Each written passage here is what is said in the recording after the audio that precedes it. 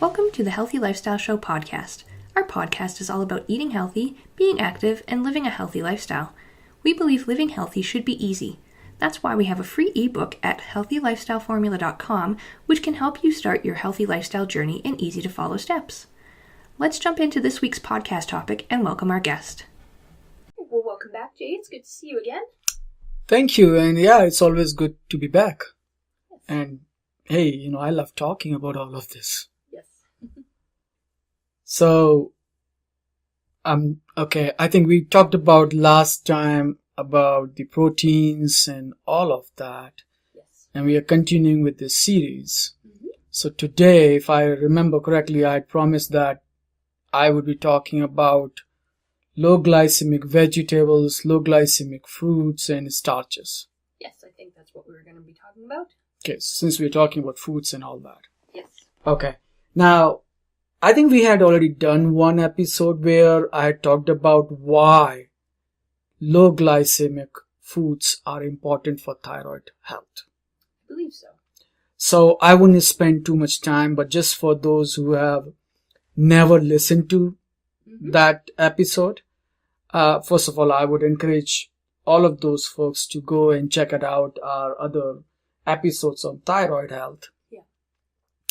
And learn more about the low glycemic and all that. Mm-hmm. But in brief, when you eat high glycemic foods, it basically spikes your blood sugar. Okay.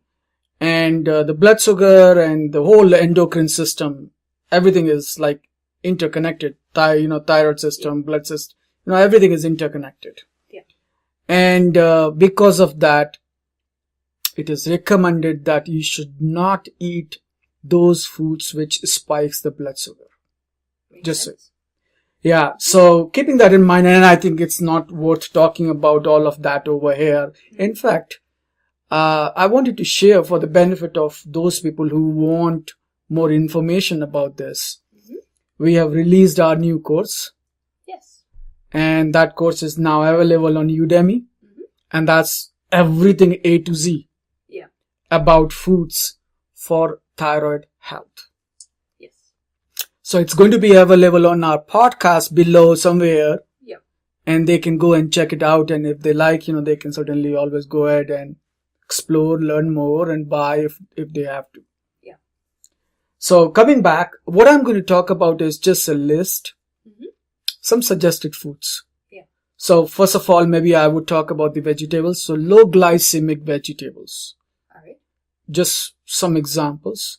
I'll also give some examples of high glycemic vegetables, which my suggestion is don't simply stop eating those.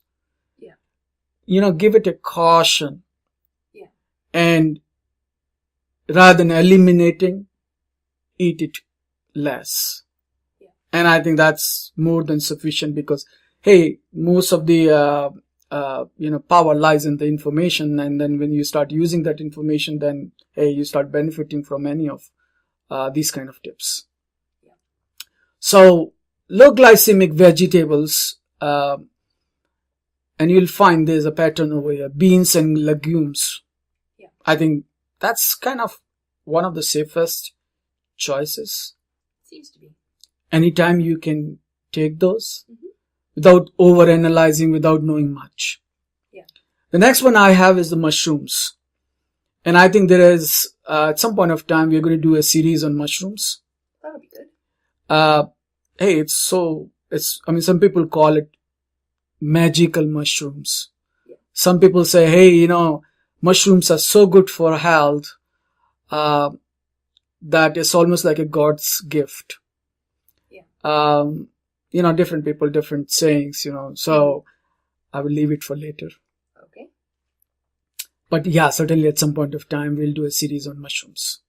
All right. The next one I would say is, and again, I'm talking about the low glycemic vegetables examples here.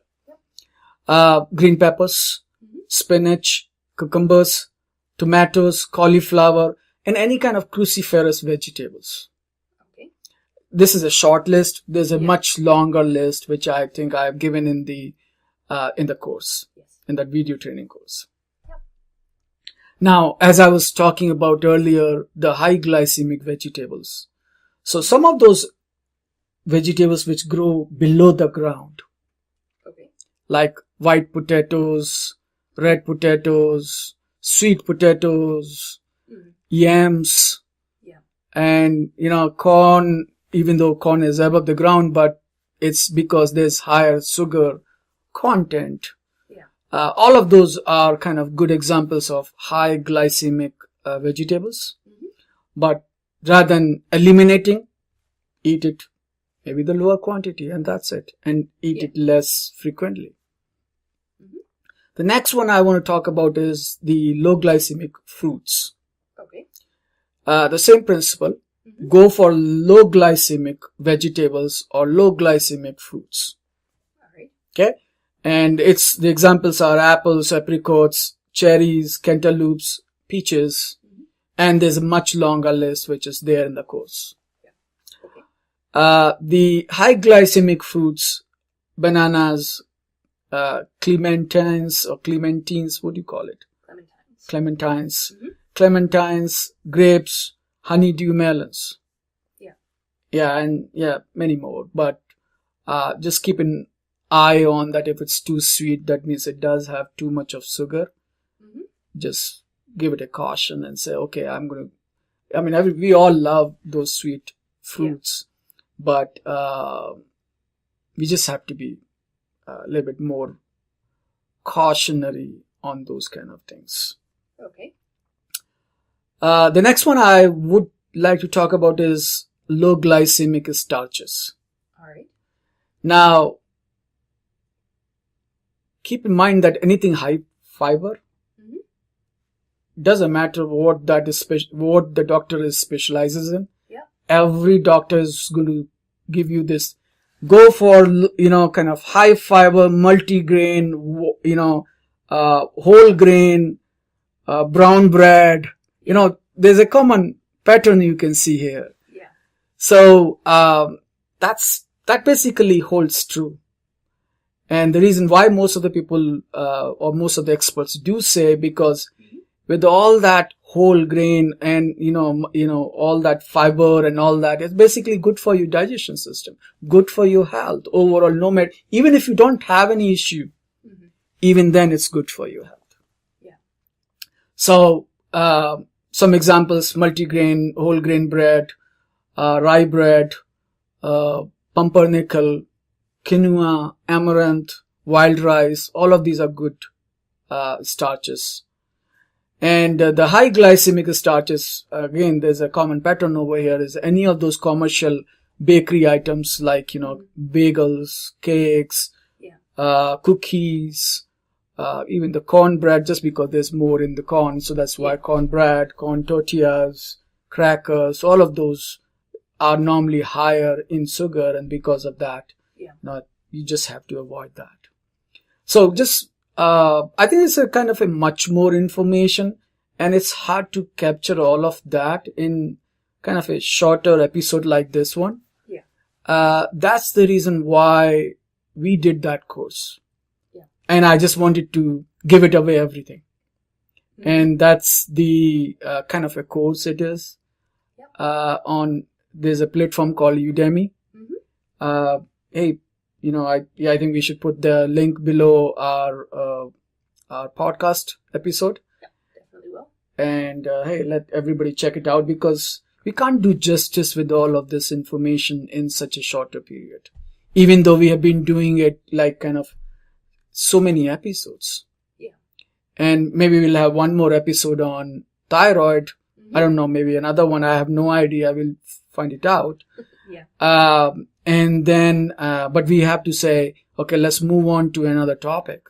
Yeah. So I would highly encourage anybody and everybody who's interested to learn more about the kind of foods they should be eating if they have any thyroid issues, or even if they're prone to thyroid. Yeah. Or someone in their family has thyroid issues, then it's much better for you to go for prevention rather than dealing with those issues. So food is the best option. Yeah. If you can change your food habits, hey, why not? I mean, that's without taking any medicine. Yeah. So that's what I think. With that, I want to say thank you very much, everybody, for watching this episode. Yep. And hey, I would be happy to come back again in the next one. All right. Well, sounds good, and we'll see you again next week. Thank you. You're welcome. Okay, bye. Thanks for listening. We'll talk to you again next time. If you want to start your healthy lifestyle journey, don't forget to get your free ebook at healthylifestyleformula.com to start your healthy lifestyle journey in easy to follow steps. This podcast is brought to you by healthylifestylepodcast.com.